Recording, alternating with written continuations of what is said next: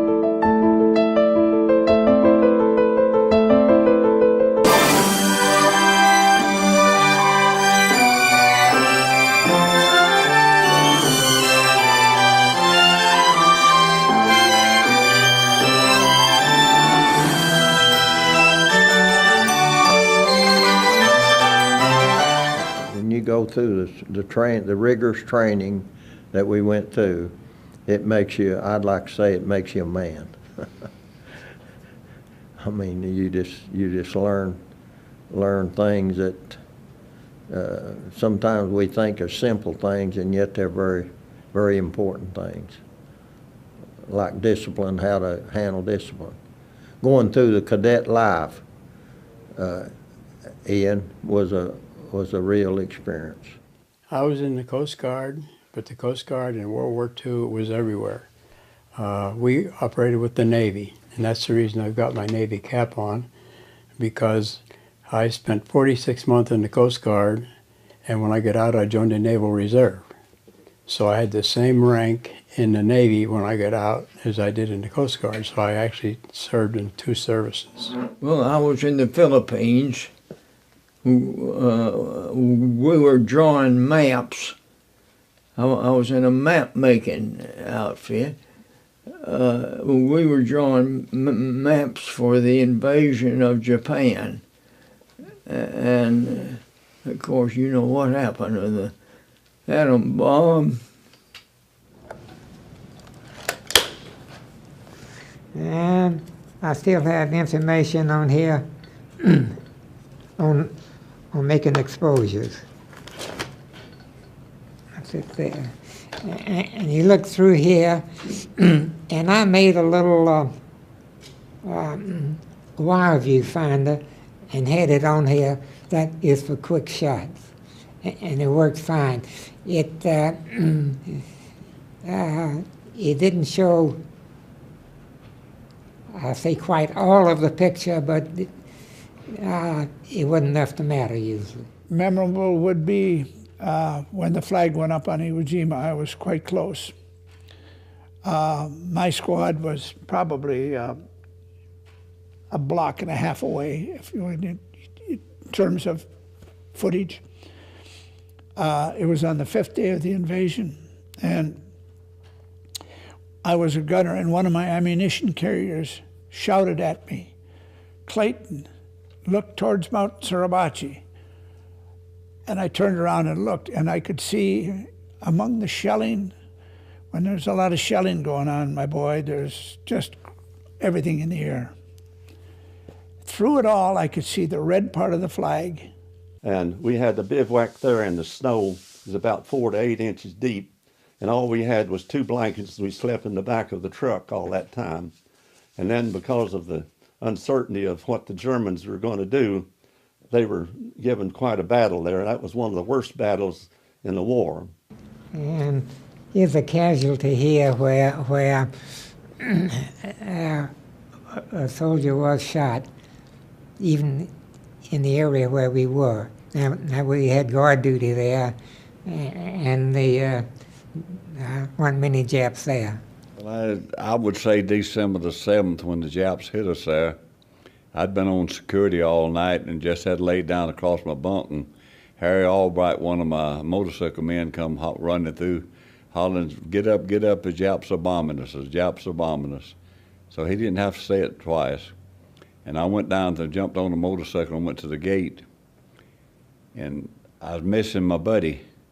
I said, "Where's Lloyd at?" And they said, "We don't know." So I jumped on the motorcycle, started back up, and here come a Japanese plane strafing at me, and I just laid my motorcycle down and dove under a car, which I knew that was, later was the wrong thing to do, because if he'd hit that car in the gas tank, I'd have been gone. But I found Lloyd standing up there in the middle of the ball field, hollering, cussing the Japs, and had a BAR in his hand. I said, "Get on this motorcycle, boy." I took him back to the gate. I saved his life that morning. That earned me the Bronze Star. This happens to be the European theater that I qualified for, European African Theater. This is the American Theater Medal. This is the Pacific Theater Medal. This is Good Conduct. This is Extenuated Sea Service. And these, of course, this is the what we call a ruptured duck. And this is my dog tag, which everybody had. And then, of course, I had the 2 insignias on with the fouled anchors, because I did the Coast Guard is one with the shield, and that's the tattoo I have on my arm. And then the U.S. Navy, of course, is the one that I happen to wear here, because I had the 2 caps, but the other didn't have a white cap cover. So this is there are no combat stars on there. We never got credit for sinking a submarine. If we would have, or bringing one in, these would have had some stars on. And this is a World War II Victory Medal that everybody gets. Yeah, I got 2 Bronze Stars, and I got a Purple Heart, and got 5 Campaign Stars, and I got a Combat Infantryman's Badge. The Japanese took the Philippines, you know, we went back in and took them back. And I was in on that, and they gave me a medal for Philippine liberation. And then one night, me and a fellow soldier in the Battle of the Bulge was about to freeze to death. You couldn't dig in the ground, it was so hard. So we've seen this opening under a building. It's too dark to see in there. We decided we'd crawl in there and get sleep some, be warmer in there. And we unrolled our sleeping bags, and that other soldier said, it's awful lumpy on my back in here. And I said, I guess it's those sugar beets. They grow a lot of them up in this country. And we was so tired, we just went to sleep. Got up the next morning, we'd slept all night on hand grenades. And I did. I've slept with my bomb, with my head laying on a bomb. Those bombs are that big around. And I've slept several times out on deck with my head laying on one of those bombs. And I told them, I said, well, if the bomb went off, I'd never know anything about it anyway. So it didn't worry me any at all. Every time I look back, somebody was always looking after me. Because whenever I sat down or laid down, there was always somebody right next to me. They got it instead of me. Our company, which is in charge of food, and we were running short of food. So I asked some of the men to take some dynamite out there in the bay and dynamite some fish. And the only problem with that, they went right next to the colonel's house to do it. But it turned out fine. He says, why did you do that? And I said, we're not getting the food. So he said, well, just get your Jeep and we'll go and we'll find out about that. So we went to Yokohama where they were dispensing it.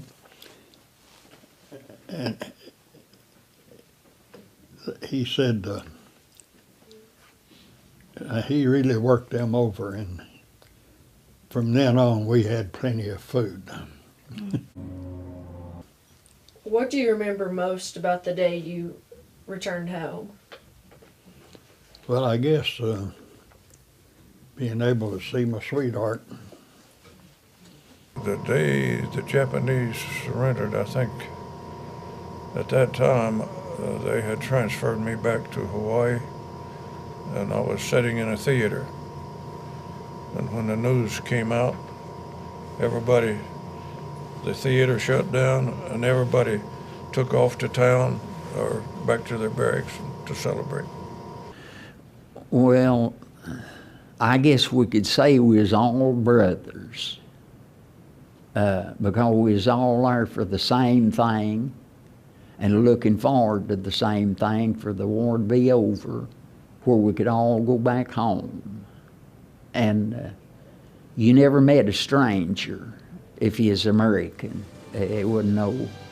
He was like, in other words, he's your best friend, regardless whether you'd ever saw him before or not. So where's it going to stop? I don't know, but war is not glorious. I don't know if I can get away with this or not, but I'll use General Sherman's statement, war is hell. It's disruptive of everything, plus the destruction, the cost, but sometimes that's the only answer, I guess.